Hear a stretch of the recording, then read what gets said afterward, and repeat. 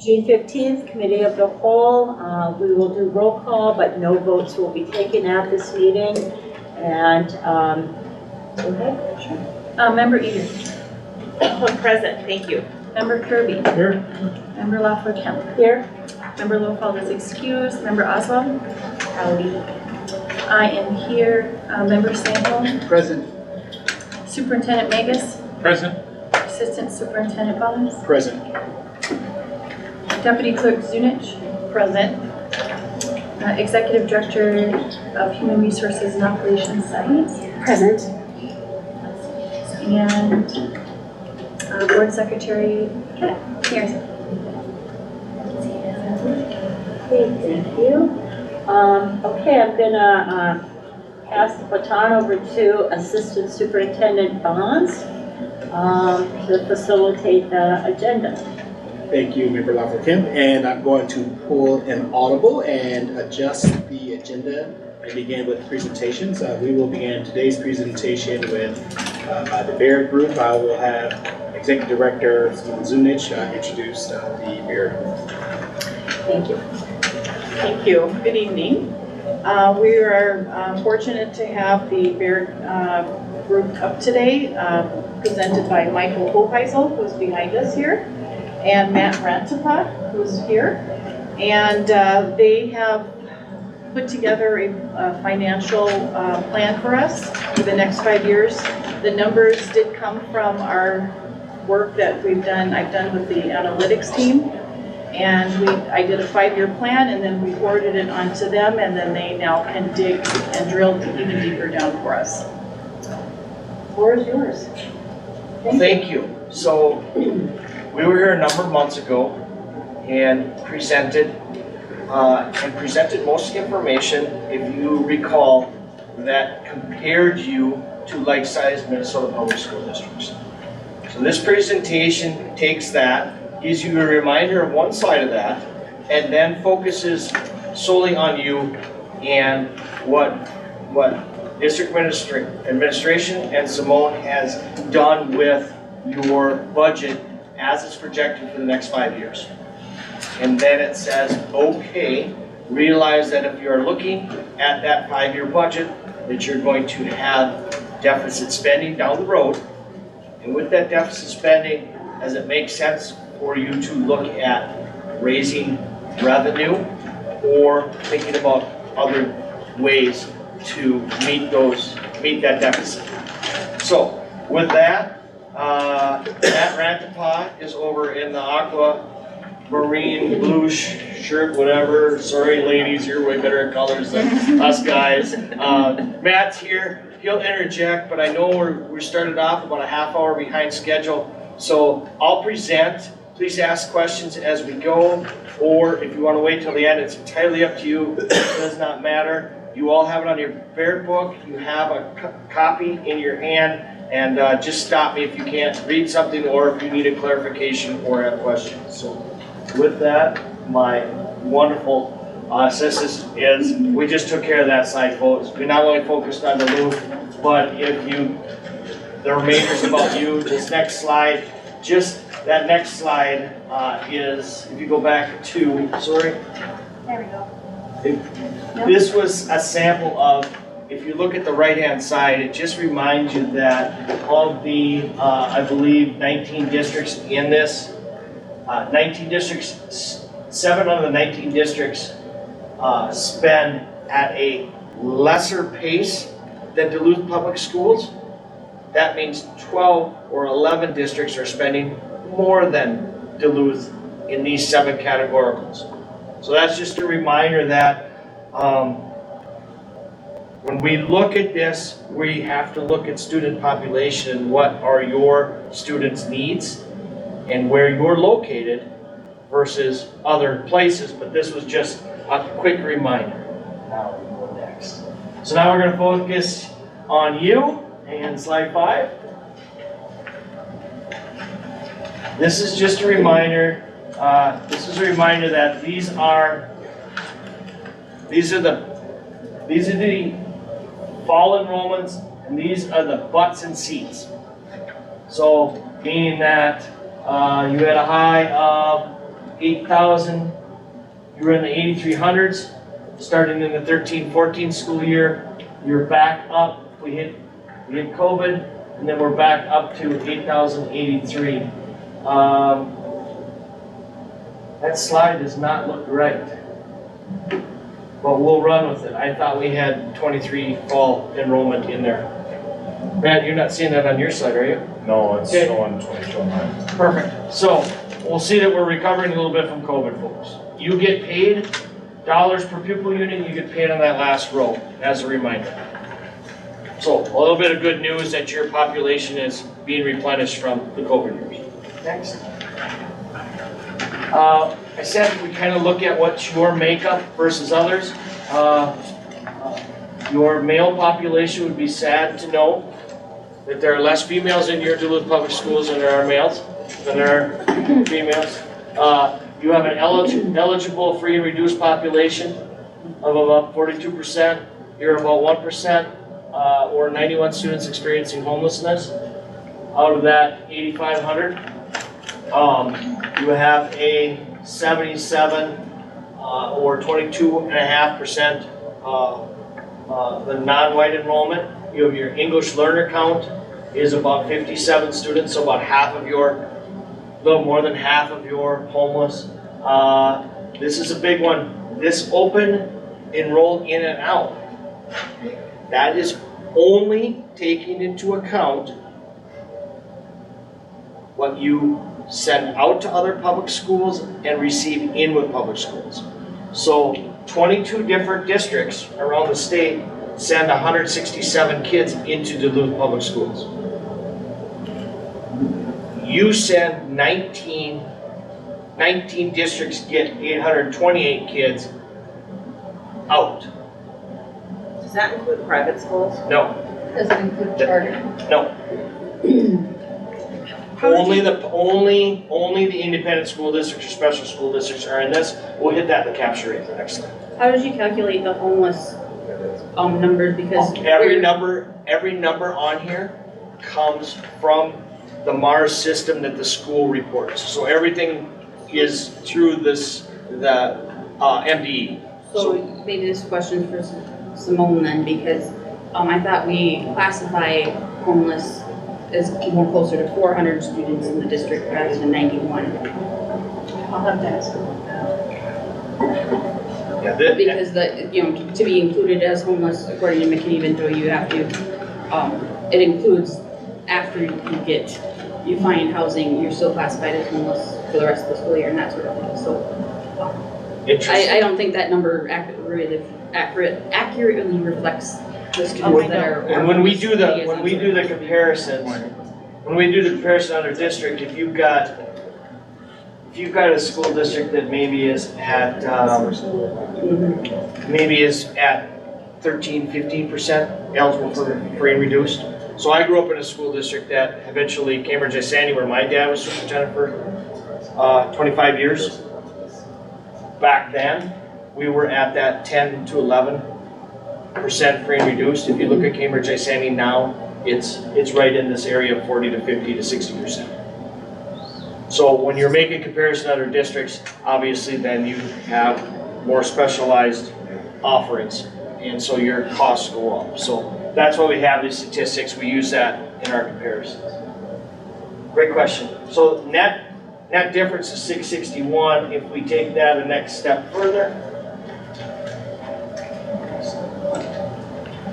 on this slide, you start out your resident pupil units, ADMs, back in 13-14 was 10,436. Your counts now are showing 10,130.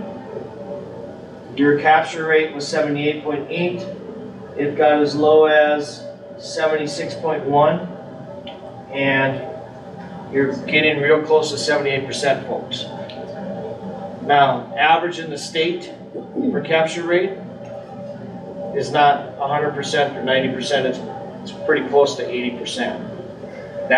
So that just means that if that body is in Duluth schools and eligible to attend your pre-K through 12 services, and they go to a charter, that would make up that 2,230.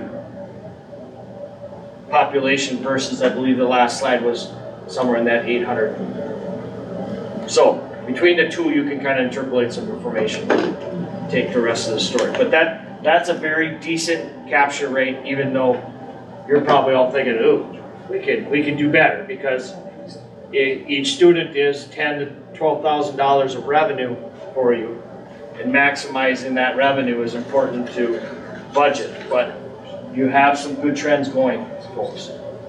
Do we know, Simone, what it was for the 22, 23, our current year? Is it close to that, or? I would, The from year what we're hasn't seeing, we think it's gonna get even, it's trending right. And if I remember correctly, compared to, we went from previous conversations, when you consider Duluth compared to other similar districts that are kind of a somewhat larger urban center ringed by suburban school districts, that our capture rate is even better than any of those other districts. We talk about Stillwater, that a few years ago, each district, Stillwater and Duluth, were the same size. Stillwater's with the competition down on that East Metro for charter schools and the privates and a few smaller schools. You are looking at 71, 72% capture rate in the Stillwater public schools. So yeah, that's quite a bit different than what you have. So you look good when you up Burnsville. And I think that's important to us, because we oftentimes hear kind of the urban legend that Duluth is losing students all over the place, but that's not true compared to other similar districts. Do you educate everyone? No, but this is a pretty reasonable capture rate, consistent. One more question, and Simone, I don't know if you have the answer to this one. So, does the capture rate from other districts include what we're getting through AEO and ALC should have? Yeah, not everyone has a AOC. It'd have to, if you include them as a regular ADM, then they'd be captured. So, these, Yes. okay. And I would think it would be open enrolled in students at 167 coming from 22 districts. They should be captured if they're counted as an AEM, correct? On the capture rate, you're only saying who lives within your borders. Or A resident. But when we look at open enroll in students, Yes. those students coming into AEO would be captured in those numbers. Correct. Yeah, In the 19 different districts. yes, in the 19 districts, yeah. That's probably where you're getting most of them. Or a good chunk. Now we skip from some decent news about your pupils to, let's look at your tax base. Because nobody wants to pay any more in property taxes, right? That's the first thing you learn as a board member. First thing you teach your district administrators. And it's the only thing that we, the people, get to vote on, it seems like in Minnesota. Usually is, if the school district's gonna ask for more money, we get to vote on that. So, based on this, we look back to when the tax rates last were changed. We start in pay 12 at the bottom, and we move up to pay 23. That first grouping, referendum market value, is, as a reminder, the definitions are off to the left. That just means there's 4 formulas spread over referendum market value. Seasonal rec properties and all ag land and timberland are removed. You don't have a big chunk of that, we'll show you that later. But that's taken out of the equation, and then you spread 4 of your 145 odd formulas over this tax base. So the formula is operating levy, local optional revenue, equity, and transition. So that tax base started at 6.1 billion and has moved to 9.9 billion, or has an increase over 11 years of 4.6%. Across the state of Minnesota, last year in greater Minnesota, we had an increase of about 15 to 35, 37% in reassessed values. Okay. You're right in that 15.6, so you're on the lower end. But as you can see, you had 5s, 4s in the 3 or 4 previous years. Your assessors probably have kept up a little bit better than the rest of Minnesota. On the flip side, net tax capacity is taking your market value times individual class rates. And that has had one negative year in pay 2013, and you've had positive increases since then for 11-year average of 4.9%. Okay, if you have homes that go over 500,000, you step up in class rate from 1% to 1.25. If you have commercial industrial over a certain size, 150,000, you step up in class rates. So that makes sense that probably as your properties are passing certain thresholds and getting reassessed, that's probably why we're seeing the growth here. So that's some good news. All other formulas are spread over net tax capacity. That might be your community education formulas. That might be your safe schools. That'll be your debt service. That'll be your operating capital levy. All those formulas are spread on that other tax base, the most common. Tax base composition, far right is your resident homestead group. That's the property owned by the people that can vote. You have a large green sector, light green sector. That is probably partially broken up into renters and collegians that may or may not have the ability to vote depending on what they do back home. And then your commercial industrial, I believe, is this red, and you have 1% A. So your referendum market value and your net tax capacity values, there's not a lot taken out of that referendum market value because there's not a lot of exempt property. Is that the residential homestead about 48%? What does that look like in comparison to a state average? I mean, I get it, because depending on what your district looks like, that's gonna, like if you're greater Minnesota Lakes country, it's probably gonna be smaller. If you're agriculture, it's probably gonna be smaller. Yeah, we range in that 60, 50 to as high of 82% in rural for ag. So then we see maybe 10, 15% when it's really a huge ag out in southwestern or south central. Or you're gonna see that probably in half. Okay. But I think this would probably, in the bigger metropolitan statistical areas, I think this is going to be right in line. Okay. It might be a little lower because you do have some. I mean, with your post-secondary options here, you seem to have more. That number's higher than most. Okay. With those, like I think of a Centennial, a bedroom community of that provides employees for the rest of the metro area. They're probably gonna be in that 30-35% range, maybe even 50% for resident, but they'll only see like a 16% slice in commercial industrial. This next comparison does not show well up on the screen, but the highlighted, what we have shown you is we've taken, everything reads from left to right. We took a static homestead amount, estimated market value, commercial, industrial, and said, okay, if you were to go back to taxes payable 17, what would your property taxes look at? And Matt Rantapon came up with something that was kind of fun, and it was, if we take a look at a $161,000 home, when you pass the operating levy in the November of 2018, the impact moved from 589 to 719. That 719, if you were to follow the bouncing ball down and say, okay, if that $161,000 home got reassessed, that 719 turns into about $754 if they have a $200,000 reassessed value now. So you can take that highlighted line in pay 19 and run it over to taxes payable 23, which means that you're seeing, that property owner probably has seen $30 difference in taxes over the course of what, 5 years? 1, 2, 3, 4 years, excuse me. So that's a pretty neat way to be able to see how taxes are. If you followed it across, of course, you'll see that 719. If that property value didn't change, because of the growth and what's been put in and what you've been doing with your levies, it's down to $587. Well, we know the property's been reassessed. But it's kind of fun to be able to say 719 to 754, we think you've been doing a good job as stewards of the taxpayer money.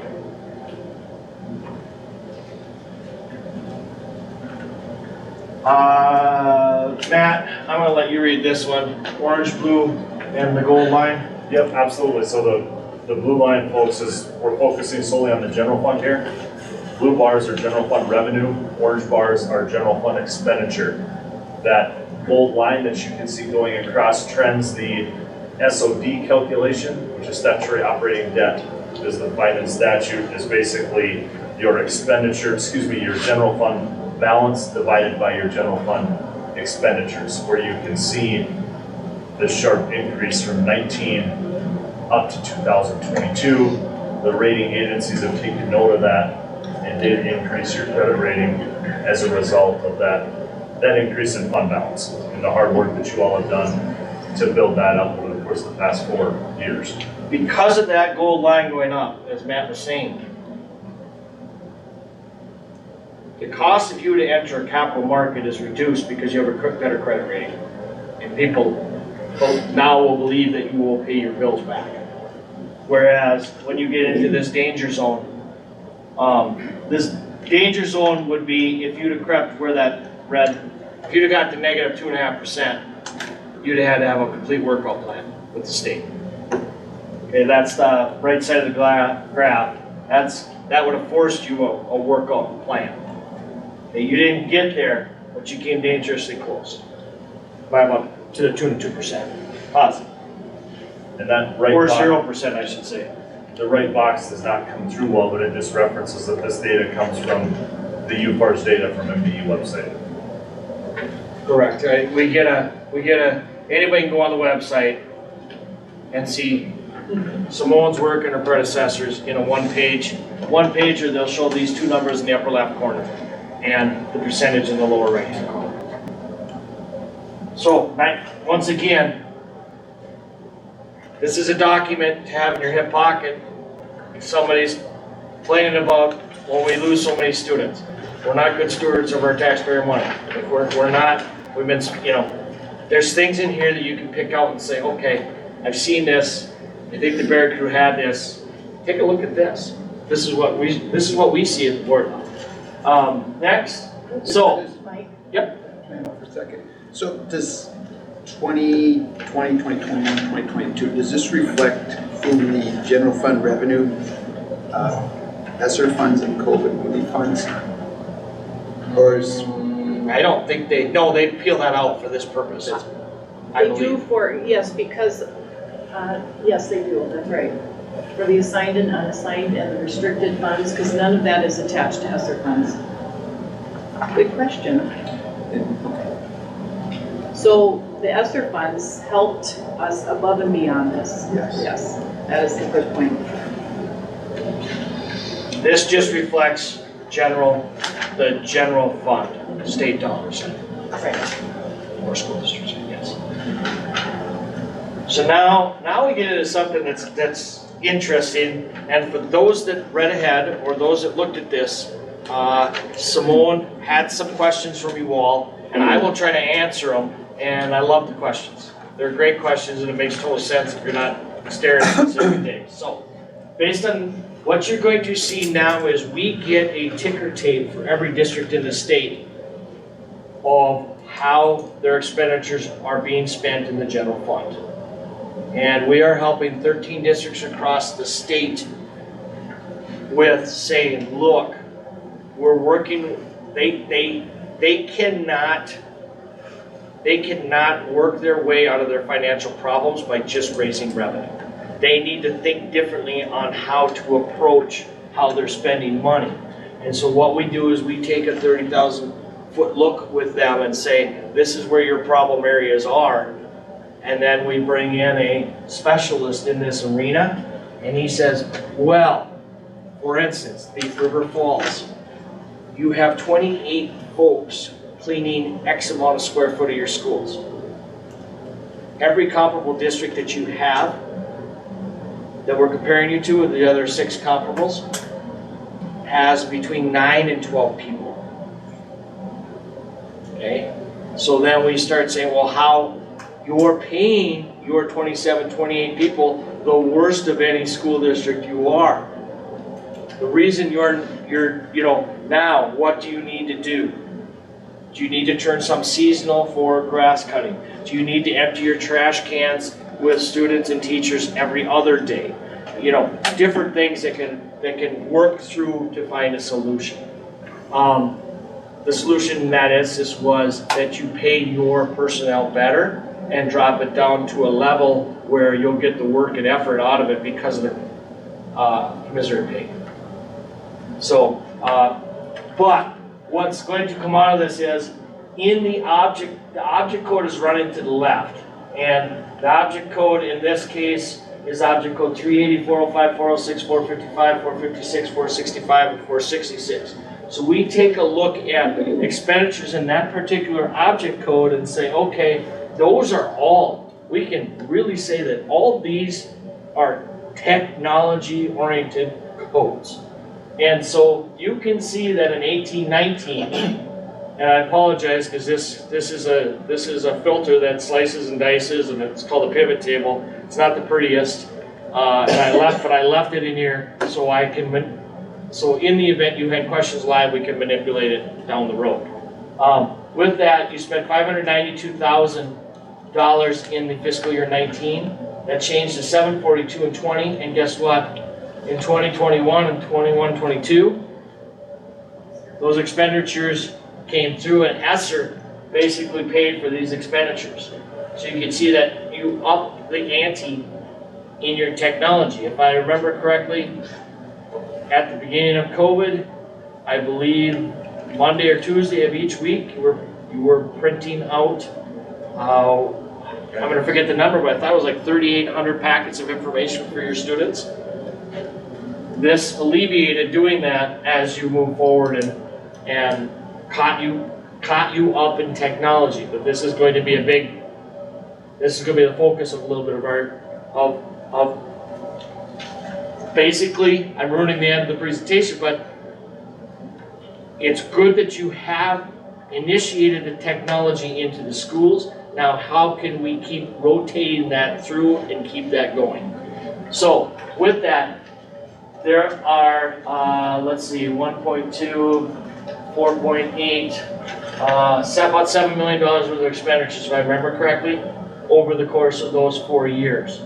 If you flip to the next slide, this will get a lot smaller, but in those categoricals that we can really compare of district level administration, instructional support, operational maintenance, regular instruction, school level, student transportation, grand total, you will see that in those, you will see that under the district level, most of those expenditures are under that district level administration. Now, why do I point that out? I believe, if we flip to the next slide,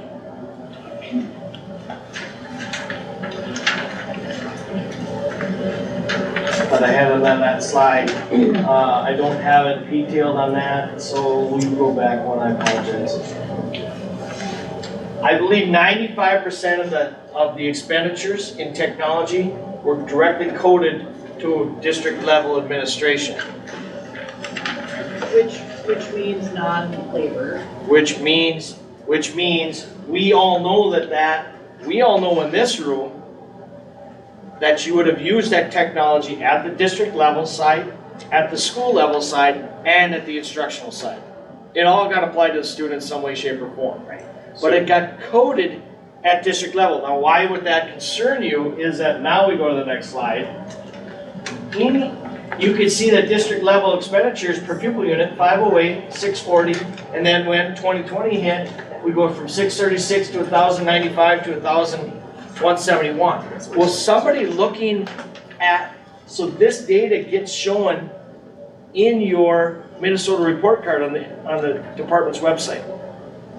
If somebody pulls this information out, what is the first thing they're going to think about your district level? They're going to say, Superintendent Magus. Why'd you hire all those? Why did you hire all those administrators, and why did you double your salary and benefits? So greedy. And the answer is he didn't, We did both. from this. And you didn't authorize the board. It's just a matter of where it was coded. I think that also, I didn't ask the question because I was waiting for this, but on this slide where you look at us compared to other districts, when you look at it, you say, oh my gosh, Duluth is spending twice what the other districts are spending on the district administration. It's because we put all our technology under that category. So when we take this big 30,000 look and then bring the specialist in, we break that up and say, look, these other districts coded this expenditure here, this is an anomaly, and so we have to take it out, and then we show you a new comparison of numbers. That question that Superintendent Magus just brought up, that he waited for, was a reason for this part of the presentation.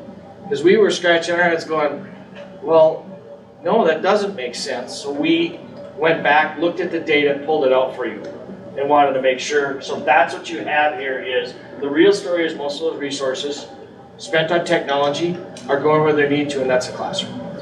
You may have upgraded administration, computers, ability to fill out forms for wonderful state, all that fun stuff, but absolutely. Yes, sir. Is there a way for the board to see that in staffing changes over the years? And so we can see where we've gone from district level administration staffing 2018 to now. I can look at a UFAR's code under a particular code, and I can tell you the dollar amounts.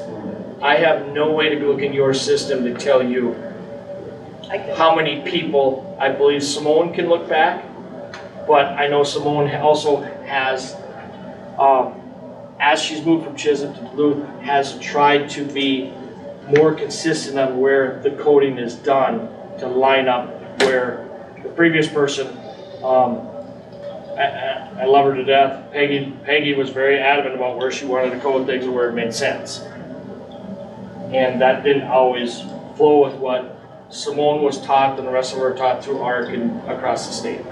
But the committee on UFARs met, I want to say 3 years ago, but it could have been 4 years ago. 11 out of the 15 districts had a security officer that worked in the district. It was placed there by either a county or the local city. So 11 people had a code. 11 people coded that security officer in a different spot. That's how complicated. It's just a matter of reality. So, nope, we're not perfect. We tried to uniform so we can compare, but those are the things that come up.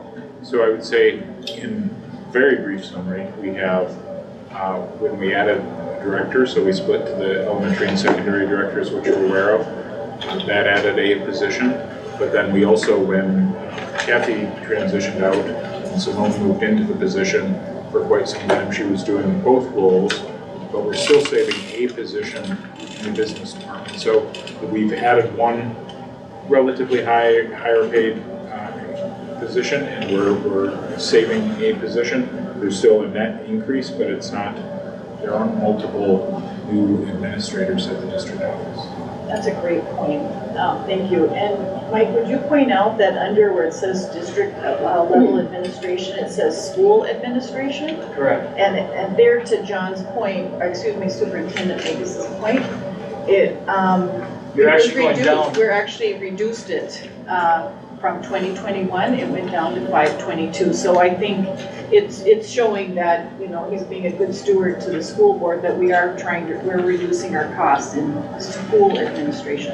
Well, especially when I say it's going to the classroom, I was looking at pupil support services, $259 to $389 per kid.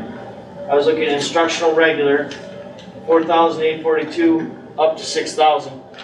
I expected to find more technology in that number, which was also led to that, and $479 to $522. So the one with the yellow box is one, and you can see all of these categoricals, knowing your budget's about $100 million, these 7 categoricals add up to $69 to $87 million. So we should begin to code that differently in the future, so that. Well, you just have to be consistent. I mean, it's not the end of the world, it's just. I'm attempting to do that, yes, and that we've been having good budget conversations, and we're working. I'm trying to educate everyone on that, and Yes. Yes. And you're doing an exceptional job. Oh, I know, thank you. I'm fine, I just, yes, and I'm working on that. It's a big train that has been coded differently, and yes. When I look at this and I see that top line and I hear it's, artificially inflated and that sort of thing, the only thing that comes to my mind is contract negotiations. And such as, the DFT coming up with this, which it's out there in public information and can be come up with, and throwing it on the negotiation table and demanding we cut, administration, taking these teachers and that sort of thing. And so, if we come back and throw an adjusted one at them and go, yes, but this is artificially high because of this, and here's the real numbers and that sort of thing, they can come back at us and go, you're just playing with us and you're playing with numbers. And so I guess the question is how can we put out correct numbers now when we're not sitting at the table, that reflect common day, everyday kind of stuff? The one, and we wanted to gauge what you were thinking here. The one way I would see about it is to say, okay, district level admin, we'd come grab those expenditures and and break this out down here and say district level of admin with technology, without technology, and show the trend. Yeah, that makes And then you're not making any numbers up, but we would subset this just to show that. And see how we do that on the pupil unit and see what happens. I think it could also be interesting to look at the actual number of administrators versus the number of teaching certificated staff, because we know that we've increased by 40 teaching staff, at least through ESSER spending, but if we've only increased 1 or 2 administrators as a district, that shows that there is, proportionately, that we've had a far more increase in teachers than we have in administration. Member Sandhill? Yeah, and to Alana's point, I do think it would be helpful to know those staffing numbers to compare us to like districts, if we can get that, what's Stillwater, what are some of these other districts when it comes to administrative staff, because that's kind of where those working groups might have issues. But I do know, and I think those that have been on the board for longer than I have, back in 2017, when times were tough, our administration did take a lot of cuts there, and John probably inherited a bare bones administrative staff when he came on board. And so I think, again, I understanding where we should be with an administrative staff comparable to other districts, and just, again, meeting our needs as we go forward. Member Derek, you? I'm going to follow up on that point, Member Sandholm, because I think that's important. There's 2 things. One thing, when we went through the MSBA negotiations training, the thing that they talked about is that we can come to the table with the numbers that we have, and those are the numbers that we're confident in. We don't have to manipulate what our data looks like for when we negotiate with the teachers union. That being said, they also are going to come to the table with their numbers, and we don't have to futz with what they're saying. So we both can come to the table with our numbers.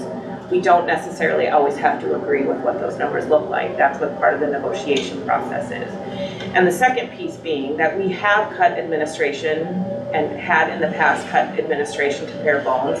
The expectation from the public now is that we provide services for our students, which includes our incredible investment in technology. And when you invest in technology like this district has done, the expectation is that we need a way to administer that technology, and we need a way to educate and make sure that that technology is being used correctly in our district and in our school. So that comes with an administrative, I don't want to call it burden, but I want to call it an investment. So we have decided through our strategic plan and our desired daily experiences that we want these experiences for our students. With those experiences come an investment in frontline teachers and paras and support staff. It also comes with an investment in administration to make sure that we are administering those technology and those investments correctly. So I don't have a problem if we're going to come and say that yes, we have made an investment in administration because we've made an investment in technology and teachers and programs. So that would be my I don't want to say argument, that would be my reasons, that I'm comfortable with where we're looking at when we talk about district level administration. I don't think we have anything to hide. I don't think we need to manipulate numbers. I think we stand behind what we've done. But that's just me spitballing. Member Lafayette. Thank you, Member Sandholm, as well as Member Derek Peter. Totally agree that I was going to raise that same comment about the bare bones administrative cuts that we had made, and that should be recognized when we're looking at this. I do like the idea of listing, though, that addition that you had talked about, just so it's out there, and that we're really clear on that. And I agree with many of your other comments, Member Derek, either that you made as well. So for clarification, the addition you mean is to pull out the subset. Yeah, the subset, Okay. just so that's clear. Thank you. On the I remember it was 95% of your technology expenditures did get coded to district level ed on that. So, next. This one is a quick recap of, I believe, what Simone has shown you already for your preliminary budget. We have not, well, for FY '24, yes, but not beyond. Okay, so I apologize, you've seen FY '24, you haven't seen 25 through 28 yet. So, basically, green box, general fund revenues, red box, general fund expected expenditures. This has technology replacement dollars in it, it has your strategic plan, it has many of the other assumptions that were put into your 24 budget. With that, you start out at a $21 million fund balance, you move it to 30 million, and then you start in fiscal year 25. You can see this block were highlighted. You start deficit spending already in 25 because you're out of ESSER dollars. You have said you're going to make some assumptions and changes in your programming for certain salaries, but there's other programs within your strategic plan and technology that you want to keep right now in this proposed budget. That budget, before midnight at May 22nd, we were looking at somewhere in the area of, we had seen 36 million to, I believe, as a high of 51 million, when someone had some real mean looking assumptions in there for state participation. Right now, that number, Matt, I'm going to let you read that on the bottom of the slide. Absolutely, yep, 23,667,000 So if you in take, total over the course of the 5 years, so if you take that, or 4 years, excuse me. if you take that divided by 4 years, that's about a 5.9 or just shy of $6 million revenue raise for those 4 years to cover that deficit spending with what assumptions are in there.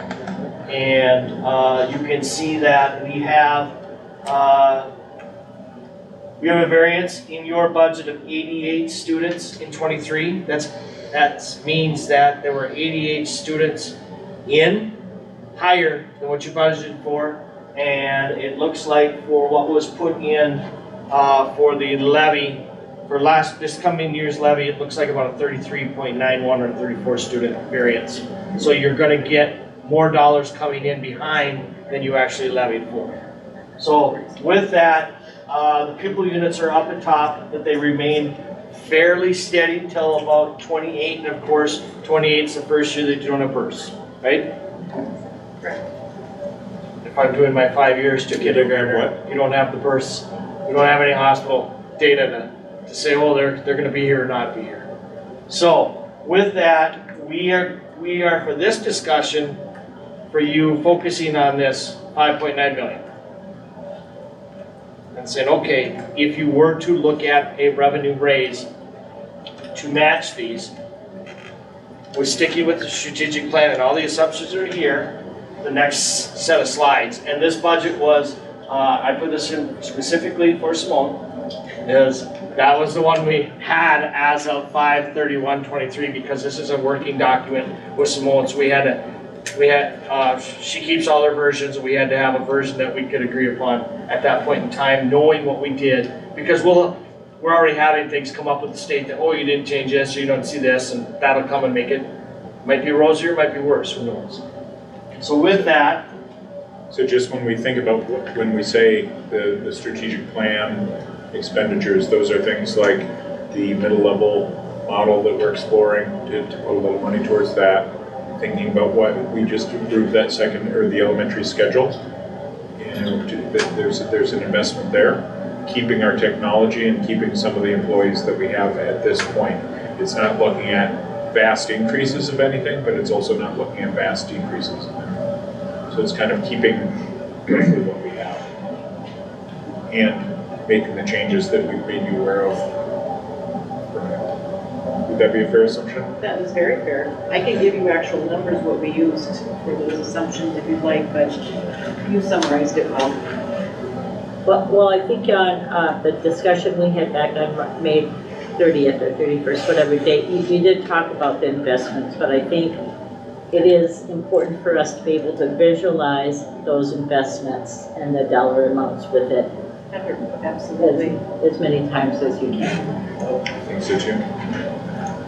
so basically that just took my thunder on slide 14, 16. Sorry. In that federal pandemic funds are no longer available, you got, but it was perfect because you outlined strategic plan initiatives along with, our goal is, I think, a 4-year rotating of devices. Technology that will expire, the goal would be to replenish that. If you buy something new in the first year, in the 5th year that would be purchased again. Or something to its equivalency, because we know that in this day and age, 4 years of technology, you and your staff and kids might not even be using that product anymore. Next. So this is a quick and dirty, this is how much revenue. So back when we did, remember Kirby? This one goes back to now 2004. So remember Kirby caught us earlier and said, why do we have some that start 13, why do we have some that 4, and how do we have 17? And I said, that is an excellent question. I said, I'm going to talk about this because 2004 had to have been, is that Plenty's reset year? Yeah, I think it was Governor Plenty's reset year in 2004. I think we had just got done with Governor Ventura. I don't think that was Governor Ventura, it was 2000. Would that have been right? For history, political buffs? Anyway, 2017 we did tax-wise because we wanted to show you 2018 operating levy. Paid 2012 and beyond is when the tax rates have been the most consistent until now. Most formulas were in place, other than LTFM and some other programs, and LOR were in place after 2013. And so that's been our comparison point. But we wanted to show you the revenue you raised based on resident marginal pupil costs from 2004. And then we switched those pupils to adjusted pupil units, or, so you used to get paid, folks, on the students that were here. Whether you educated them or not, you got paid in that blue line for who was here. When that all changed in 2000, tax payable 2013, we changed to butts and seats. Who are you educating? So that's why this slide was put together. So you had a consistent effort when you got paid for who was living in your district. Then we moved to, okay, you had a significant revenue raise in 2 steps, buoyed by the change in state law to do butts and seats, and then the local tax base saying yes to that operating levy right here. And now they've been changing. You can notice that gray bar has gotten larger and larger. Along with, that should have been, let's see, that gray bar here, excuse me, the gray up and down bars, not the gray line graph, is your local optional, where they've taken part of your voter approved and changed it to $300 a pupil unit, and now it's $724. So they say you don't have to re-vote on that piece. Next. So I'm not gonna go into this, but you can tell when you held elections, whether you've been successful on odd or even years. And the number of people that we're talking that we probably have to, if you do go to the vote, you're probably talking that you have to be thinking that's going to be about 40,000 people at the polls. Except if back in 2014, I believe that was one of your lowest turnouts ever. Next. This one is just a reminder, this $646 per pupil unit. Our question was raised that with the new state law that you can renew, you one-time renew your board approved operating levy. When can you do that? Well, you're pushed out a number of years before you can do that. So the last year of collection is spelled out here for fiscal 29 for that $646 per pupil unit. Raises about $5.6 million, folks.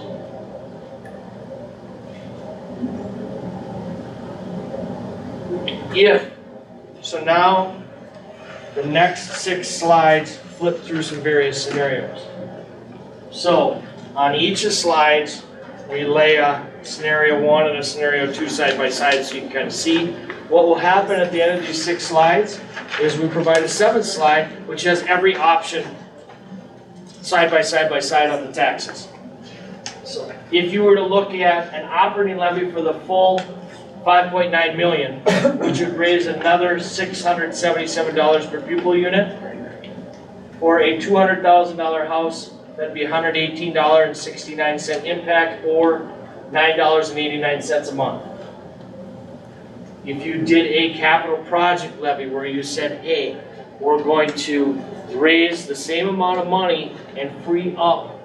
So operating levy, voter approved, and that just raises and goes into general fund.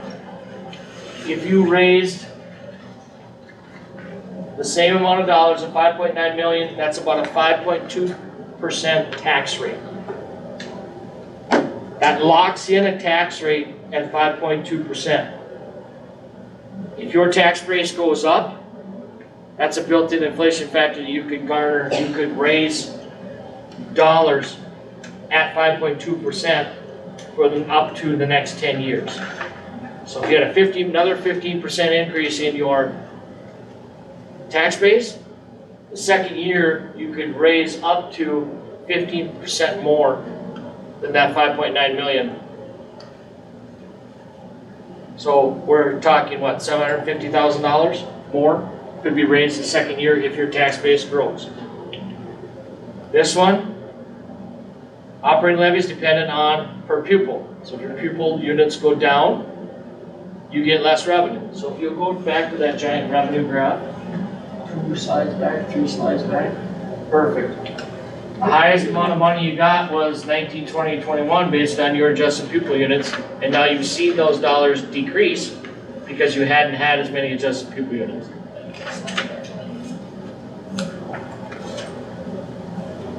So this says you will have it. This then is a chart reminding us of when you did your last round of refinancings and when we did the long-term facility maintenance bonds and when you did the school administration. This picture is what, if you remember, we reduced the reliance. What's that? This is just operations. Yeah. This is the general fund operational certificates of participation. So this is the amount that's getting taken out of your general fund operating budget to pay for things in the non-voter approved 2008, 2009, and 2012 issuances. So with that, if you remember, we dropped that down, what's that? About $500,000, man? Yeah, 3.3 to 2.6, so almost 600,000. So when we refinanced those, we were able to drop down about 600,000. one idea, and we saved about 694,000 when we restructured that on a present value basis as well. One idea Superintendent Magus wanted us to say is, okay, if we were able to free up this $2.6 million out of your operational budget and move that over and paid for it through voter approval of a bond, what would that look like? So, if we take that a next step further on the next slide. Oh, I gotta go back one, sorry. You'll see that that last taxes payable year in the lower right-hand corner is 2033. Where we see that last payment, which is fiscal year 34. Now you can go back, because we're gonna reach. So, if we took and said, okay, if we want to raise the same 5.9 million, we can refinance those three pieces of debt on the previous slide. We can refinance that and reduce our operating from that 677 down to 376. It would be $114.70 impact. So remember we were at $118 and it came down to the 114? Or if we do the same thing and reduce that 5.24 to 2.95 and refinance, we would reduce it to 101.40 for the impact on the $200,000 home. Like I said, we've got a slide that shows these next to it. So now if we go one step further, that assumed, that last assumption assumed that we just refinanced and kept level savings till 2030, tax payable 2033. Now, this is now where we get into Superintendent Magus, where we said, wait a minute, why would we want to keep that to 2033? When we have a big tax decrease coming forward, the taxes payable 28. Is there any way, as we discussed, we could say, yes, Superintendent Magus and administration, yes, we can take that and fill in a tax decrease to your folks, and yet say, let us keep part of that, let us pay that off early. What does that look like? Next. So this is, by the way, that was all your rest of your remaining debt. Was that last slide I showed you. So with that $200,000, the operating levy stays in that 376 range, but moves down to 7381, and the capital projects piece, along with the restructuring and paying it off early, moves down to a tax change of $60.51. So with that, by refinancing that those certificates, it frees up about 2.6 million in your operational budget, and then you get the revenue raised to the 5.91. If you go forward one more, this black line is a graphic that says, okay, if we change by voter approval, if we change from that general fund COP to a general obligation school building bond, we would take this year's tax levy, hit the high in 2 years, so we have a gap here that we fill this gap, and then we'd come down to 20 million for these 2 years, and then it would be paid off.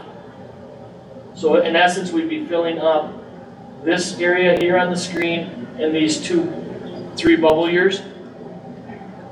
By doing that, we can reduce it to the taxes I just showed you.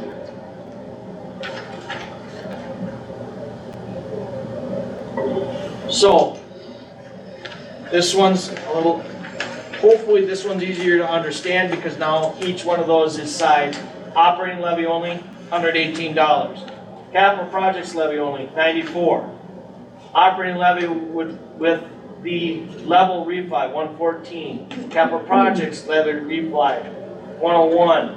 Operating levy with the structured refi, $73. Capital projects levy, structured refi, $60.51. $5 a month for a 2-question capital project structured refi. versus one question operating referendum, one question capital project levy. It just goes, we frame it as, we're asking you to forego as large a tax decrease out in these 2 years. So, but wanted to lay that side by side because homestead residential is a different class rate than commercial industrial. So you have different components that affect things differently because commercial industrial have a higher class rate, but when you run a referendum market value, a $200,000 store versus a $200,000 home versus a $200,000 apartment, 118, 118, 118 folks. If you go over here and you say that's an operating levy with a refi 114, 153, 133, you notice those amounts differ. So you kind of got to choose who you're looking at and what impacts you're going, but quite frankly, if you were thinking of revenue raise and wanted to move forward with this, this last column still probably is your lowest tax impact and almost the easiest one to tell people what you're doing. The easiest one to tell everybody is we want to make sure that we implement our technology plan and then one question capital project levy. But we think giving you some options to think about and strategizing and reducing, cutting taxes by half of an impact was important. Can you, for the board and also, but also for the public, kind of provide a brief summary of what would look different as far as the questions between the capital project levy and an operational levy? So operating levy is the fun one where they say how much money you're gonna increase per student. Capital project levy is you haven't seen this because you haven't done it, but it just asks for an expenditure of 5.9 million and which will cause a 5.24% increase in your tax rate. None of these questions are easy to understand. They've all been in statute for longer than I've been public ad for over 30 years. So, and they're written by legislators. So we don't have much control other than the 10 words in the title, how they get put together. And then a school building bond, of course, a school building would be that level refi or structure refi. That's just gonna say, will you allow us to refinance debt that was done for our facilities in such and such a year and change that into a school building, general obligation, school building bond approval for about 21, 22, 23 million. So is that a question on a ballot, like 3 choices again? It would be all 3 of the questions described would make up 1 or 2 parts of each one of these questions, depending on which one. It could be 2, Could be it 1, could be 3. Yes. Because I think that's where the challenge was in the past, where we was 1, 2, and 3, and we got 1 through and 2 through, but not 3. If you asked this one, operating levy, That's one question. 1 question, and that would be a November question. Because you're not at statutory operating debts, could be this November, the following November, whatever. If you ask capital project levy, that would open you up to famine. Don't go by the real spelling, it's an acronym. Famine, February, April, May, August, November. So this one, if there's an operating levy in it, it has to be done either on a November general election date or it has to be done by mail ballot, any time of the year. But they prefer you to do it on ballot. If you have the capital project levy or capital project levy with one of the refinances, you get 5 shots during the year to ask that question. So it really gives you flexibility to say, well, we want to think about this, we want to gauge, we want to do ample study, whatever. Our budget deficit doesn't hit till that following year. Maybe we need a little extra time, but we don't want to run it on general election, at the presidential election in November of 24. we don't wanna do that. Well, I'm not gonna put words in No, there. but If you in here it did wanna says do that, statistically. statistically, you're gonna have people that aren't focused just on school issues. got it. From a purpose, we've been able to assist districts by making sure the information's out there to pass issuances. I think one thing that we run up against is some of the capacity issues of our schools too. That we have some schools that are way over capacity, like Lowell and Lester Park. And when we think about the need for us to pursue some of those areas of work, looking at capacity and programming, I think we'd be more successful moving forward with something like this before we tackled something like boundaries and capacity. So then asking sooner than later, maybe.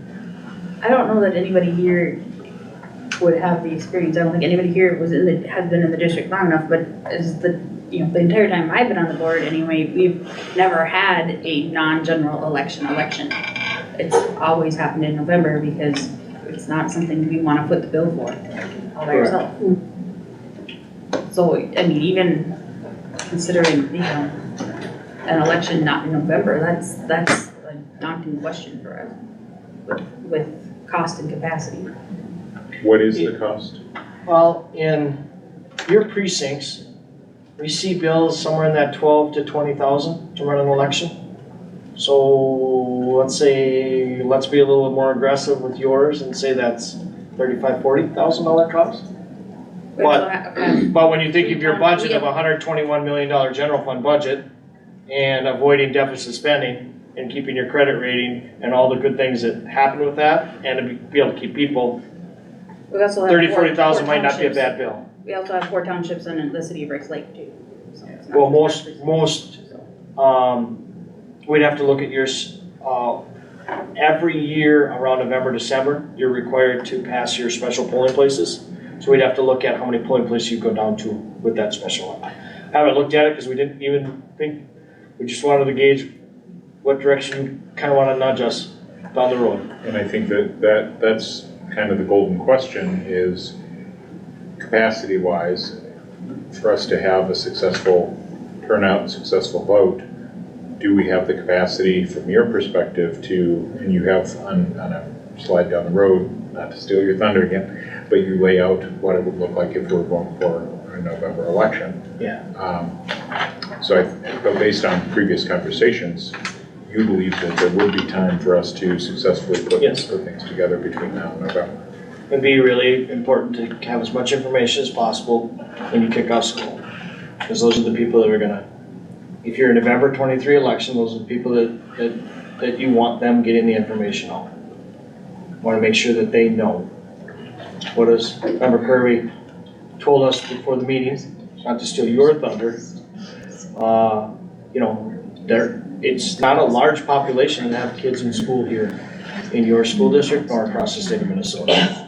So the idea is, how do people want to receive that information? How should you be getting that out and why you're going to do it? Well, when you're pointing to continuing the great trends of what you're doing in technology, what you're doing in your strategic initiative, how you're changing your elementary program, your music, your middle school programming, boy, sticking to some of those talking points, it's pretty easy to get to that 85% of the population that doesn't have school-age kids or aren't parents of school-age kids. We get a lot of feedback that we don't ever use the money that we ask for on what we say we're going to use it on when we get it. Such as reducing class We're trying sizes. to absolutely change that culture. When you asked your last operating levy question, Mrs. Erickson called me about 11:05 p.m. and said, I'm contemplating taking this job. I've reviewed this information and I'm not so sure where projected enrollments are coming in that we can back up, that we can get our 20 to 25 new teachers based on these latest projections. And those projections obviously came through because of October 1st enrollments. So that information wasn't available when that administration was when you're setting your operating levy goals in May, June, and July for an August call for an election. We, as meeting with administration, talking through, that question has come, that statement has been discussed every time. And that statement in this instance have always come around and said, look, you have purchased this technology and started this ball rolling. This is the perfect opportunity to say, here's what we're gonna do with the money, and it will be very easy to move forward with that plan and tell people, yep, we realize, but that's why we're not basing this on an operating levy and basing it on a number of pupils. We're basing it on a dollar amount request. This is our budget that we have to live with. This is what we have, and we have to use these dollars accordingly, and there's no ifs, ands, or buts.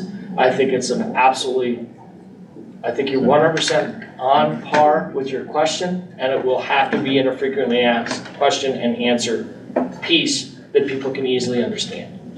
I know we will be having some additional conversations related to this, and I'm just trying to be sensitive to other presentations. I mean, is there something that we wanted to, Superintendent, you want to have shared as we close out this conversation?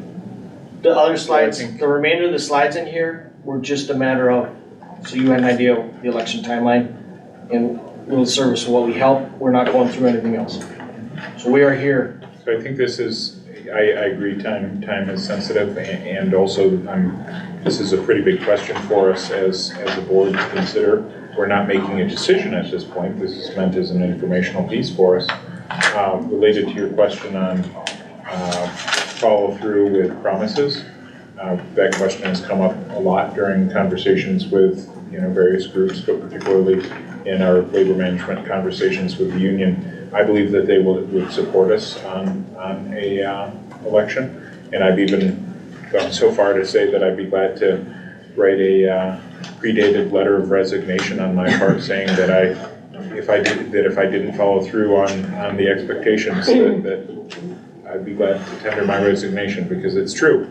I don't want to ask the public for something that I'm not going to follow through with. And if indeed something came up that caused that issue, we would have to make other reductions in other areas to follow through what we promised, or keep going in motion. So I think that it's important for us to consider. I look at this in some ways as, do we want Duluth to have good schools, or do we want Duluth to have great schools? And I think that this offers opportunity for us to continue some important things that we've started. I guess just in general, a couple of my comments, and I would say that I personally door knocked a lot in the last 2 years, our district, and I'm not going to say more than other people, but I have, and others have, and I think there is a lot of support for our public schools out there. So, I just kind of say that. So that's something we need to decide on, do we really feel like there is support from the public for our public schools and for having the best public schools? So I think I if would anything bank we came out of do, the COVID. but I also, just if I can finish, also believe that we have seen a trend of a lot of districts all over supporting referendums in the last year. Look at the numbers NSBA has provided us of referendums. So, that's something we just need to also, I think, bank on is that as well. But certainly, our message is important if we decide to go this route. Our talking points are really important. Our promises are really important. All of those. But I don't think we're here to make those decisions tonight. I agree. So I think we do need to move on. So if you want to finish really quickly. Yeah, I would say that you hit the nail on the head with COVID. COVID taught us a lot of things, but I think it really showed what a hub school is to your community. Yeah. And that's maybe why you're seeing capture rates going up. That's maybe why you're seeing enrollment going up. Whether or not you go forward, hopefully you can use some information in this packet and the packet before to keep training those around you and grounding them in, well, no, this is really what we're seeing, or this is what we're dealing with, and this is what we have coming down the horizon. So Thank you so much for your time. Thank you, everyone. Thank you. Thank you. Thanks. It was. So we will be transitioning. I know there's a brief update related to the PSS renaming resolution. Yes, I'll turn it to Executive Directors. Simone. thank you. Hello again. In board book, I have loaded a resolution. Business Services has come forth with a recommendation according to Board Policy 810. I'm not sure if you want me to read the resolution or would you like to just read it? And we wanted to make sure that if there was any more discussion about this, that we brought it forward tonight.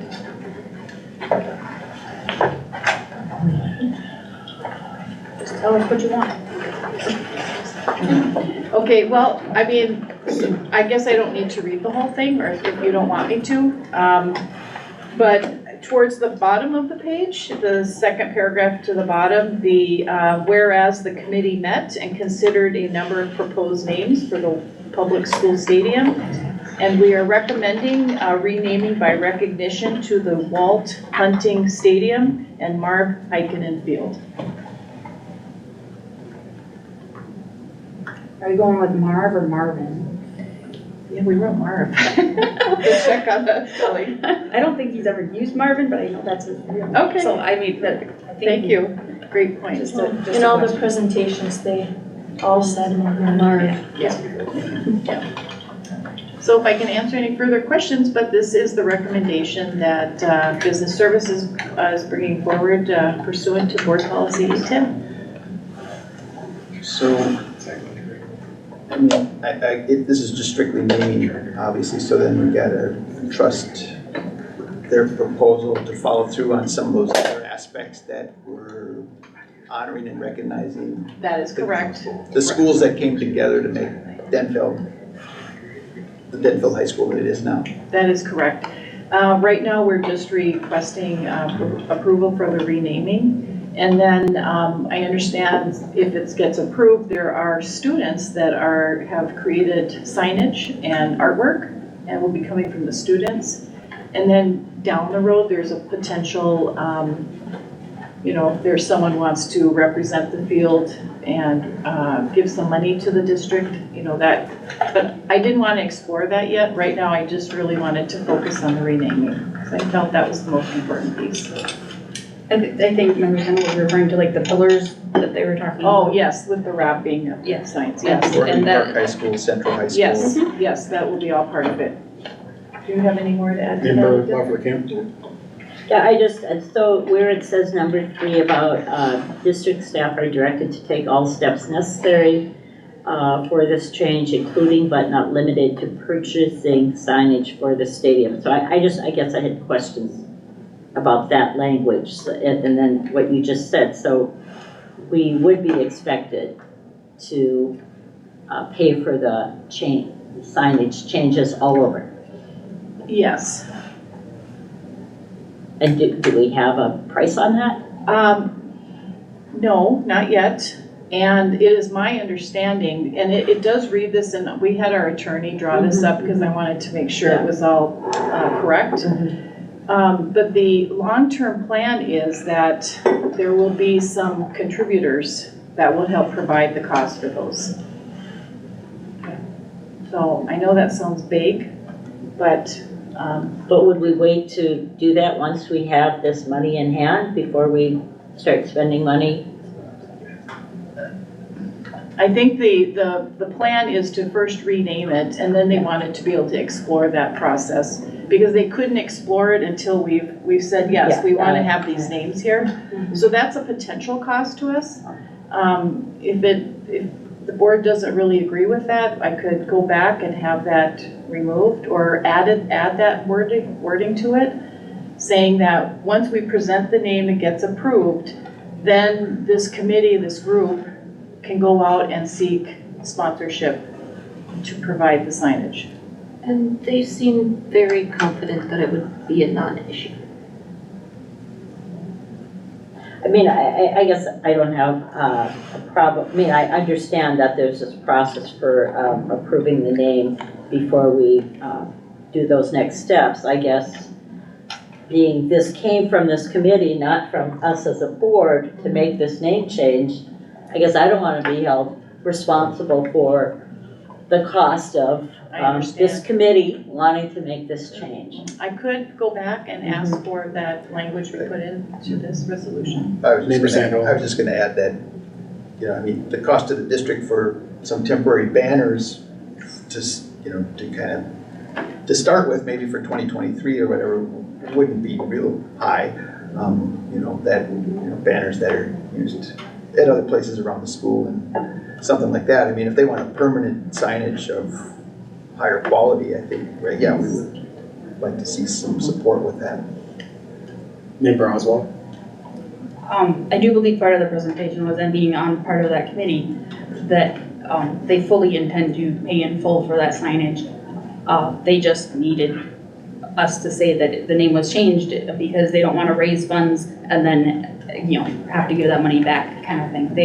They needed us to say yes first, and the full intention is to fully independently fund all the expenditures, including the sign wrapping or the pillar wrapping and any statues and things like that are involved. And they were already saving costs by having the students design the logos and signage and things like that. So there's not a lot of, you know, extra expenses in it. It's just the actual physical cost of the signage, and they already have backers, so. Well, I just want us to be transparent on who's paying and who isn't, that's all. So then there should be rewording of item 3 here. I don't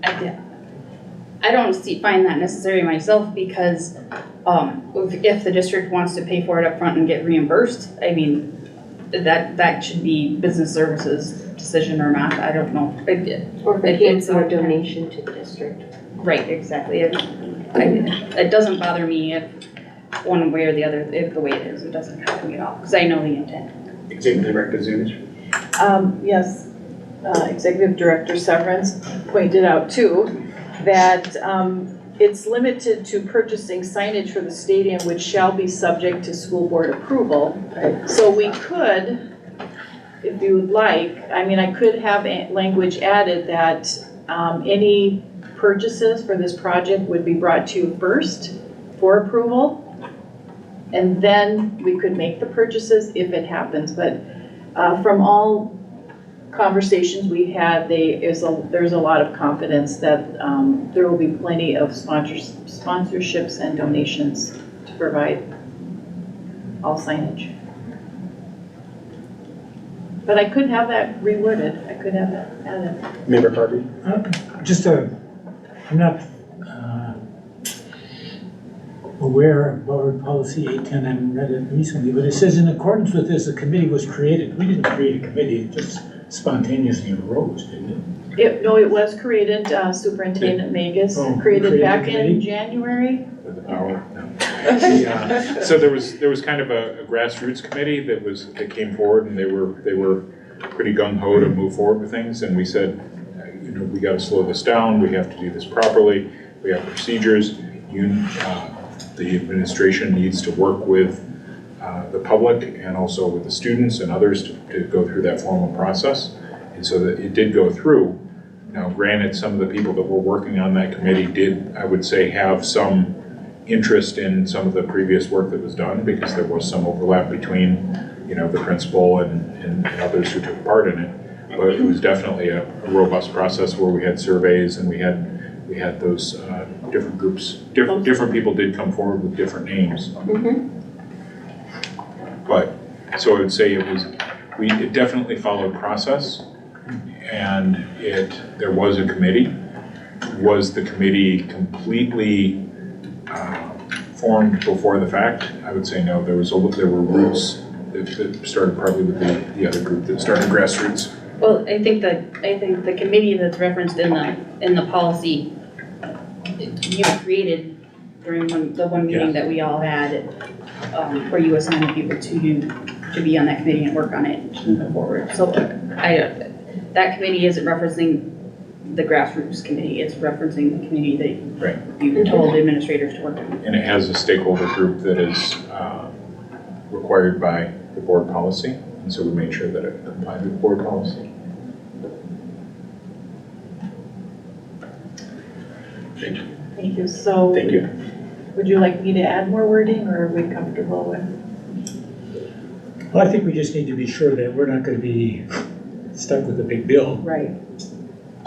Intent and, reputation is all great, but when it comes down to it, we're the ones that are gonna be. It already says that it's gonna come to us for approval, Yeah, so. which shall be subject Yeah. to school board approval, so I'm comfortable with that.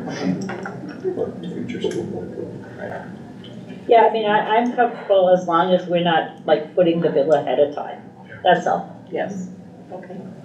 Thank you. May I ask a question though? Do I bring this to the school board now next week, or? I go Yeah, and we do can't that? vote today. No, I understand that, but so I can go ahead and be part of, okay, great, thank you. I think it would fall under a special resolution, or would it fall under the business? Probably special because we didn't bring it to business, correct? Correct, yeah, so Special. it would be a special. Okay, special resolution. Thank you very much. Thank you. Thank you for your work on it. We'll move to our next presentation, and we will move to the presentation by our information officer, Dale Wellens, is going to share information related to the student handbook. So the handbook is in board book, and it was sent to you earlier this week for review. So this project kind of came at a time. Normally it's done by the assistant superintendent's executive assistant, but we felt that it would be cruel to make Shannon take this on her first day. So so the people who worked on this were myself, Jen Larva, Brenda Sparks, and Jacob Laurent. So we worked on comparing our current handbook to the MSBA model policy handbook. So this is the MSBA handbook that we have generated. So it cut our handbook from 106 pages down to 68 pages. So it's more succinct. We went through and made sure that with the redesign of the new website, a lot of the links that were linked in the old handbook were out of date. They just weren't gonna work. They were completely out of date. So it's a major change, and it will be sent to all staff and all families in the back to school packet in August. After sitting through the MSBA model handbook and policy meeting today, just to make sure that we didn't miss anything, there's just one thing we have to add, which is it would go under complaints on page 10, and would just be a sentence saying that a complaint regarding disciplinary action can be made to the secondary or elementary coordinators if a staff, student, or parent feels that the code of conduct was not followed properly. Another major update is the administrative team directory. Took out all the pictures and made it smaller. So it is now 2.5 pages instead of 8 pages. We also have a table of contents that is a lot better than our previous table of contents. There were changes made to the dress code, obviously based on the regulation that came forward at policy committee. And we also made changes with the standards of conduct. Those changes, the standards of conduct changes, were made with Jake Laurent and the TLE, which I believe that starts on page 27. So they kind of just made it more simplified. One of the major changes we had to make because of legislation was that students in K-3 could not be suspended. So that was a legislative change, so we had to make that change in the handbook as well. But we've color coded it, made it a little bit more simpler and easier for, we hope, parents and administrators to understand. And then we also added transportation behavior levels and consequences. As we had a lot of, the past couple of years when after COVID, we've had a lot of issues with transportation behavior, but we didn't have any real clear guidance on disciplinary actions regarding that. And then that's pretty much and then also per state statute new this year on page 23, we added information about suicide prevention and the 988 hotline. That is also required by state statute now. And that's pretty much the major changes, but everything else is just making the descriptions more succinct. There was a lot of times when we found duplicate of language in one section and in another, and it really should have just needed to be in one. So we feel that this will be a lot easier to update in the future. So every time that MSBA comes out with a new handbook, we can just easily compare it and make minor adjustments. I just have one comment, suggestion maybe for, in the future, as I didn't have time to look this over prior to this, is that when you have a big project like this, I personally, and I think other members really do appreciate perhaps a red line copy of what was, of the changes made, or a summary document of the changes made, just so that we can compare. That would be impossible with this. And so that's why I'm saying But in the future, times, yes, I going do forward, recognize we can do that. you can't like take the old thing and convert that into a new thing and redline a new thing, no, but Yeah. Even a list of the changes is very helpful, because Yeah, and that will be, we have to trust what you just said, and whether it's really there or not that you're not untrustworthy, but we don't this know. was a It's hard to complete read. revamp, so yeah, in the future, it'll be a lot easier to be like, this is where we made specific changes. Like there's a lot of words that were pages that were just red X's.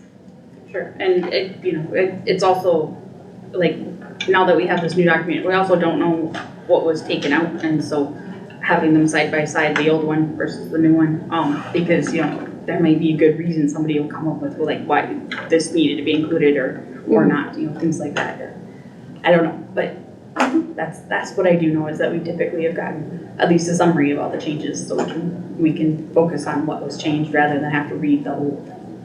Well, what was changed was the entire thing. Yes. So there's a major overhaul. Member Sadowski's hand was up, are you Yeah, ready to? I'm sorry. Oh, no, that's okay. I was just gonna say, I appreciated you sharing kind of some of the new additions that are in this one, specifically around the transportation. I know that that's kind of is an issue, has been more of an issue the last few years. I think that our district does a really good job responding to different issues with transportation, but it's nice to be consistent and have an outline of if something happens, what parents can do and what they can expect, and so thank you for that. I did notice one kind of little typo, and I don't know, it just stood out to me for some reason. It's not a big deal, but Superintendent Bond's signature is not correct. Oh. It says Bond and not Bonds. It just stood out to me. Well, thank you. So, Thank you. and I might have I'm other sure your comments. writing is exactly like that too. Yes. And that's not the signature. It is a difference. I appreciate it. There is a difference. Thank you. Member Laflamme, I know you're in. Yeah, two quick questions. One, thank you, Adele, all the work on here. It looks, I love the handwritten copies of the student handbooks. I keep mine by my phone. I know, I'm crazy. But two things. One is the last section where it's has the headline visitors in district buildings. I just kind of wondered if that should be. Can you say what page? Oh, I know, page 38. Thank you. Okay. If that should be further up someplace. So the reason why it's under there is, one, each heading is in alphabetical order to make it easier to find things. And two, it's under part 4 under health and safety. So visitors to building falls under safety. So that's why it was there. And again, this is also organized based on MSBA's model handbook. That might be just something good that's posted at the front of the building or something. I don't know, that paragraph, because it really explains what we expect to happen at the door, at the front with visitors, but I think it's very important that consistently this process is being Followed across the district. followed across the district, and so that might be another way to put it front and center, is make sure it's posted on all the doors. And then my other quick question is, and tell me if I missed this, but with the appendixes and with page 39 where you have school district policy cross-reference table. Yes. Does it say someplace in here, and all of the district policies are on the website? I believe that is on the first page, under district information. And like I But we said, can definitely, I mean, that's no problem to add to the appendices, the policy. yeah, we might just want to do that, given just some of the Yeah. questions we've had on policies. Yeah, that'd be real easy to put a note there about where on the website to find out. Okay, excellent, thank you. Otherwise, I do like that you've condensed it. And when you said it's all gonna go out, sent to all staff and families, you're talking a paper copy will be sent Yes. to all staff? Yep. Okay, Normally, we don't send the handbook to staff, but we decided that with this year's major changes, we wanted to make sure every staff member had a copy. Because obviously there are changes with the dress code. Yeah. There, Anthony's away for the day policy on cell phones, is now in the handbook, so, kids won't be able to have their cell phones on them in school. They'll have to keep them in their lockers. And then the, newsletter that goes to the Back to Families, the first page of the newsletter will be explaining the changes to the handbook and asking staff and parents to thoroughly review the handbook. excellent. If I have One last thing, so will there be some built-in time, or like when we do the professional development training right away this fall, where again, this is reiterated about the handbook, yes. and then, And that'd be an Anthony question. The answer is yes. I mean, not only either begin of the year and or the building principals spend some of their time working through the handbook with their staff, or Okay. make sure they go through various policies with staff. Because it's huge, so they go through some key policies right away with staff. I'm not sure who was first. I saw member Oswald's hand go up. I just have a comment about the away for the day policy. Is that, I haven't found that in here, so I forgive So me for that would be under, 21. page 21. yep, I was gonna say under rules of Because I'm very hypercritical about that. I understand the intent of it. I also have a student that I had a student, my son, required to have his cell phone because that was his calming strategy, and it listed exactly what he did whenever he froze from his anxiety and things like that. And I know that special ed situations, at the time, my son graduated in 2018, relied heavily on special ed students being able to have that device to, to go to certain websites, to also take notes in, and also to list all of their calming strategies and how to get them. And so is it still an option for special ed to write them into their IEPs and allow them to use them within their classrooms? Yes. And how Any will that situation. be communicated to the teachers so they don't create confrontations, and you're not supposed to have that and take it away, and because those students often can't stand up for themselves, or if they do have to stand up for themselves, it blows up into a major incident. So the answer is yes. I mean, there will be exceptions, like most policies, especially when it comes to students with special needs and other circumstances. So there's some exceptions to cell phone usage, but very, very limited. And so, we're going to make sure that, staff are also, the data will be shared with you. Well over 80% of staff are supportive of Away for the Day, and so we know there's significant support for staff. Will be ready to understand and learn how they're going to, support this in each site. So each building is going to be working with their staff, make sure staff are fully aware of the expectations and how to support staff, because staff also don't want to find themselves in constant conflicts with students. So there'll be a lot of information separate than the handbook sent out to families this summer, and students, getting them prepared to this change, because we want to make sure they have time to, one, be aware of it, and to already get themselves ready for that new expectation. And so my follow-up to that is that, it depends on the teacher when they're writing that IEP, if they're going to choose to go against what a policy says. And lots of teachers that I have encountered within the district won't see that as an option because it's against a policy. And so how will that be communicated to people that actually write the IEPs that it's okay? Right. Well, with Jason Crane and, Director Crane, as well as Assistant Director Laura Thurston, they both are, going to work with their teams. They're going to make sure that case managers and special education staff are aware of things that are allowable and what allowable accommodations will be provided. So I'm less concerned about that than. And I do support, I do support this in general, but I'm very aware of how vital these devices are to some kids in order to be successful.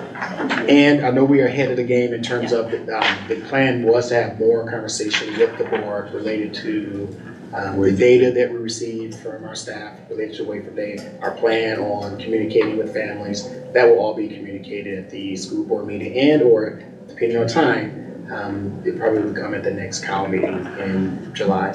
So just to give you like a rough, we had 246 responses.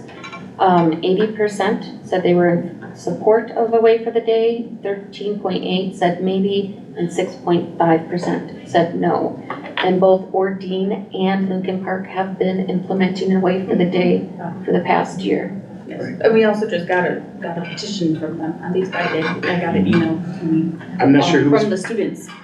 Yeah, That have students signed are it. not exactly I understand. that. understandably I thrilled. Let me But they were asking for it for next year, considering this year they had to suffer with it. There are other questions. Let me, others wanted to ask questions. I'm not sure who was first, so I'll just go with I was just gonna say, Member Oswald, at Lincoln Park, I know that they've done this year, and so, and then as a reward at the end, I think the last couple days of school, they got to bring their phones in class as a reward, and I know it went, from the expectations and from what I heard, it went very, very smoothly.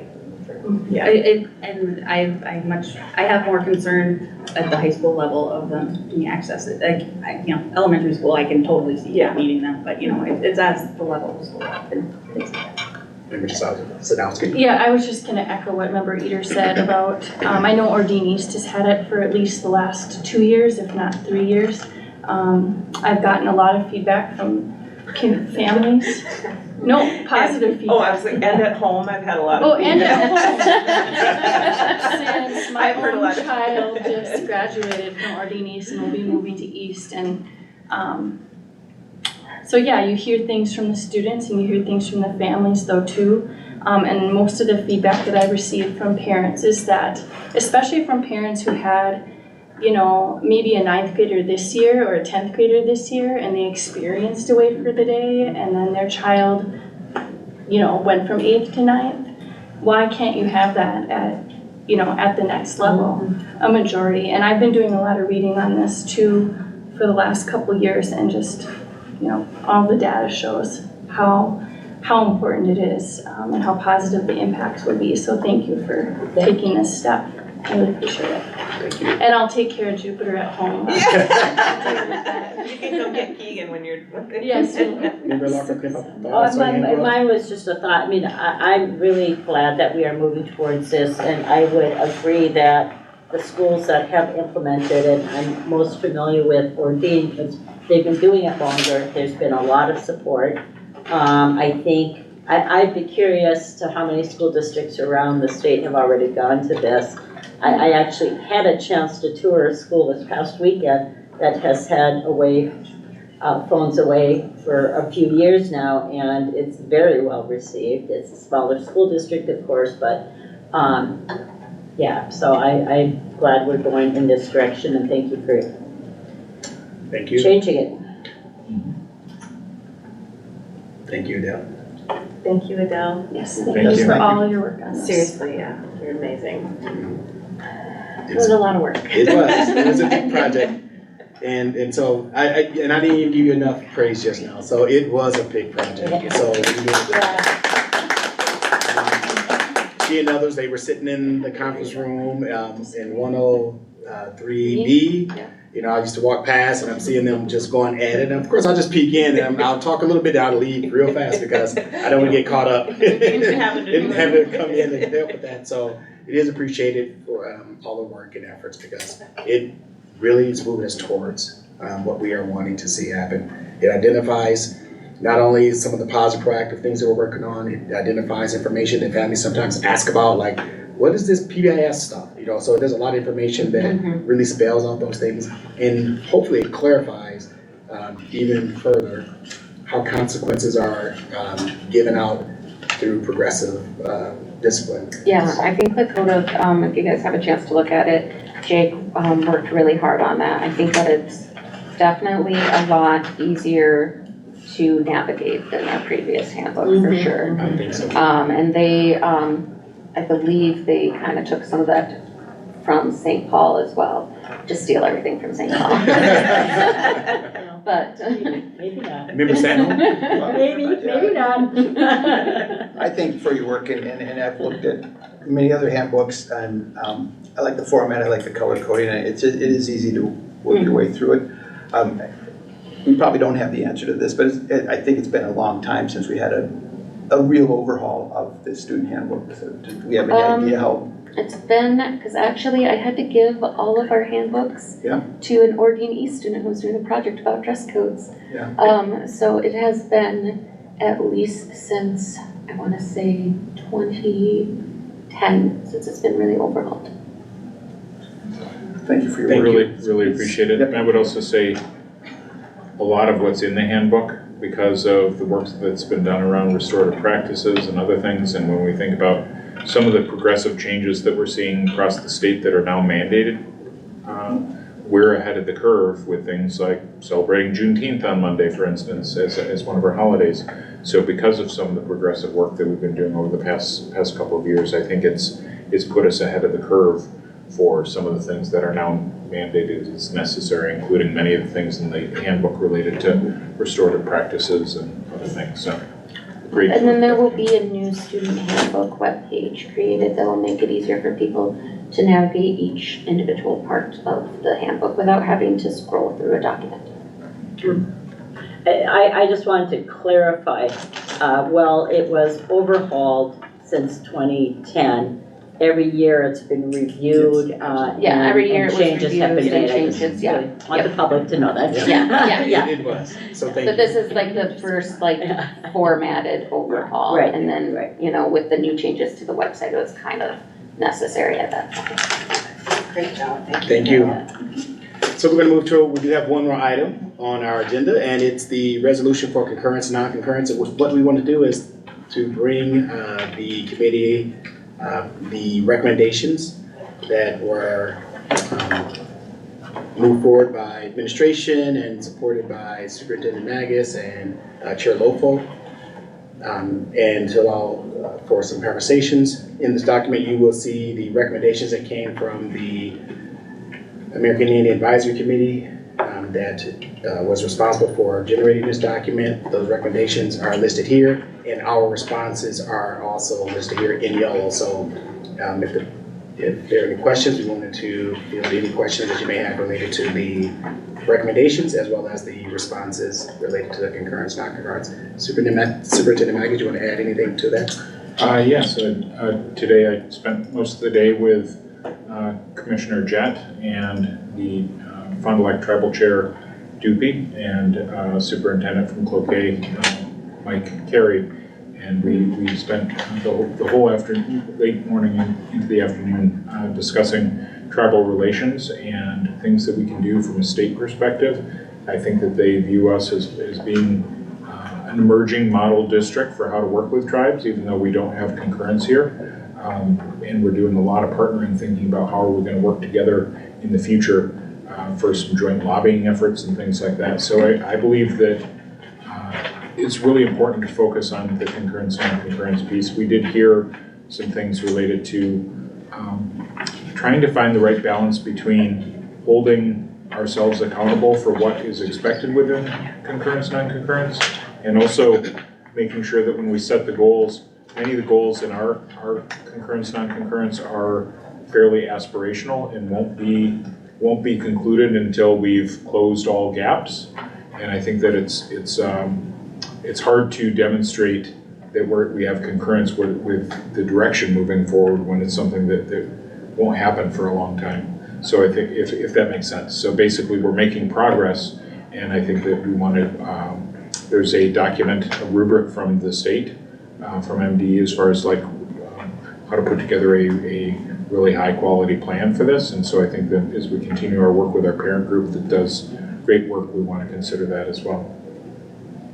But I was honored to be part of that conversation. And most recently, and then I'll call Member Oswald, most recently, I want to say, was it 2.5 weeks ago, Superintendent Magus, Chair Lofo, myself, Benesi Quay Washington, who is our coordinator for American Indian Education programming, as well as Nate Smith, who is our coordinator for the Department of Education and Equity. We all participated in travel consultation training at the Big Bear Casino most recently, and really impactful, really powerful training. And so it just again demonstrates that we are really taking it very seriously in terms of how we partner with them and how we truly focus on improving outcomes for our American Indian students.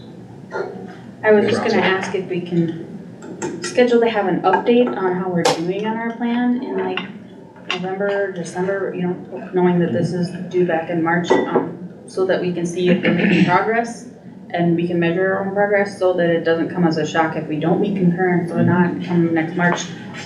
But also to demonstrate the work that we are working on towards it, and whether that was successful or not, we will be able to evaluate later on. I love that idea, and we've talked about working with the board to finalize a progress monitoring plan. So as we're looking at our strategic plan, you can see how are we doing with supporting every student, how are we doing with advancing equity, and how are we doing in improving systems in the way that we promise. And I think that this would fall very nicely into that, so we could make sure that it's calendared and we know that in October we're looking at it, and in January we're looking at it, so that we're not caught off guard. I threw November, December out there knowing that September isn't like a good way to evaluate, you know, knowing that we've only been in school for a month. Thank you. Member Yeah, LaFontaine? just more of a comment. I agree with that. Superintendent Magus calendaring, putting a date on it.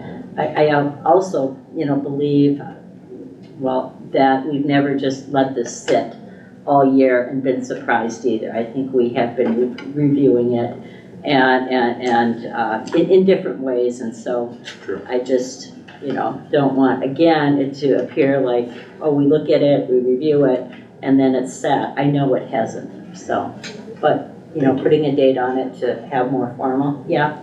And if there are no questions, Yeah. sorry, let me cut you off. That's all. If there are no questions right now, it will be presented to the board for adoption. And so if there are additional questions at that point in time, we can provide clarification or answer those questions during the board meeting. I just want to respond that I wasn't implying that you guys ever just let this sit. I'm just saying it's a surprise to the board when we get it back. And we haven't met concurrence, and that we have to have that discussion all over. That's all I was referring to. I know you guys work hard. Thank you, appreciate that. So, Member LaFontaine, that concludes our agenda. Okay, great, thank you. Do we, I can't remember, do we need to have a? We're all done. We're just done. We're just done, okay. We are done, so thank you, go enjoy this.